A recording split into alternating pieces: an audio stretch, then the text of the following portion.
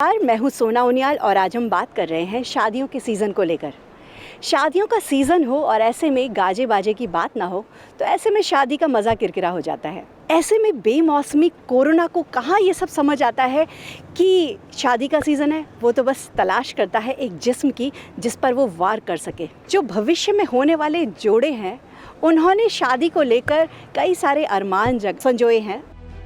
खबर ये है कि यूपी में सरकार ने कोरोना से निपटने के लिए नई गाइडलाइंस जारी कर दी हैं, जिसमें शादी ब्याह या किसी और समारोह में एक समय पर 100 से ज़्यादा लोगों के इकट्ठा होने की अनुमति नहीं है।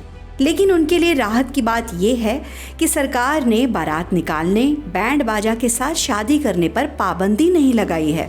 यानी कि दूल्हे राजा पूरे बैंड बाजा और बारात के साथ अपनी दुल्हन को लिवा सकेंगे। लेकिन योगी सरकार ने ये भी बताया है कि बैंड बजाने वालों और फोटोग्राफर समेत शादी समारोह में मौजूद सभी लोगों की गिनती 100 में ही की जाएगी। अब अगर आप शादी का आयोजन किसी बंद हॉल में करते हैं तो ये जान लीजिए कि समारोह स्थल की क्षमता के 50% लोगों को ही इसमें शामिल किया जा सकता है और किसी भी समय 100 से ज़्यादा लोगों के शामिल होने की अनुमति नहीं दी गई है। वहीं अगर खुले एरिया में शादी करने का मन बना रहे हैं तो योगी सरकार ने उस स्थल की क्षमता के 40% लोगों को ही एक बार में शामिल होने की अनुमति दी है। वहीं एक समय पर ज़्यादा से ज़्यादा कितने लोग शामिल हो सकते हैं, इस पर स्थिति फिलहाल साफ नहीं है। उत्तर प्रदेश के मुख्य सचिव राजेंद्र तिवारी ने बताया, 23 नवंबर के इस आदेश के बाद पहले जो आदेश जारी किए गए थे उनकी जगह अब नए निर्देशों का सख्ती से पालन करना होगा।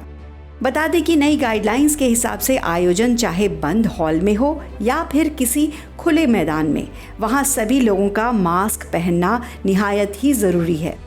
इसी के साथ ही हैंड सैनिटाइजर और हैंड वॉशिंग की सुविधा का होना भी ज़रूरी बताया गया है। हाल ही में पिछले दिनों शादी समारोह में अनुमति के नाम पर लोगों को परेशान किया जा रहा था। एक ऐसी ही तस्वीर हमारे सामने मथुरा से आई है, जिसमें बैंड के 8 सदस्यों को कागज और परमिशन होने के बावजूद थाने में पकड़कर बंद कर दिया गया। कौन सा बैंड है तुम्हारा? A1 band. अच्छा, क्या क्यों पकड़ा है पुलिस ने, ये बताएं।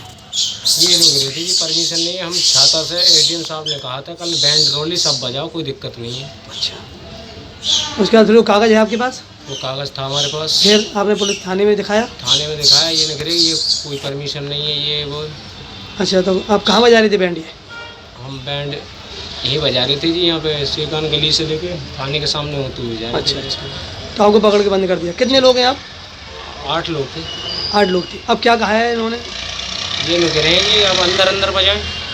अच्छा, डीजे पंडाल के अंदर बजा सकते हैं आप? एडीएम साहब ये कह रहे थे कोई बात नहीं, जब हमने डीजे को परमिशन दे दिया रोड पर चलने के लिए तो तुम्हारी बैंड की ट्रॉली क्यों नहीं बजेगी। इस पर सीएम योगी ने सख्त नाराजगी दिखाई और बताया है कि कोविड के नाम पर नाजायज उत्पीड़न बर्दाश्त नहीं किया जाएगा और ऐसा करने वालों की जवाबदेही तय की जाएगी। अब योगी सरकार ने अधिकारियों को निर्देश दिया है कि शादी समारोह के लिए किसी अनुमति की ज़रूरत नहीं है। फिलहाल आप केवल नज़दीकी पुलिस थाने या चौकी में सूचना देकर अपना कार्य संपन्न कर सकते हैं।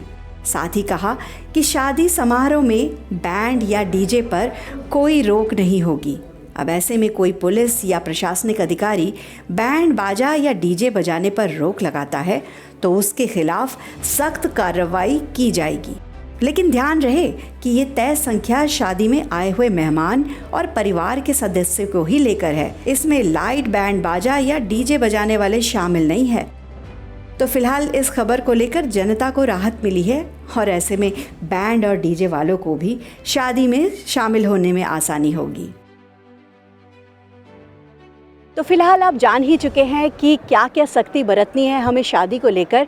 ऐसे में परिवार वालों को फिक्र करने की ज़रूरत नहीं है। खासकर ध्यान रहे कि हमें सारी नियमों का पालन करना है और अपने मंगल कार्य का आराम से आनंद लेना है। तो आप सभी को शादी के सीज़न की बहुत बहुत मुबारक।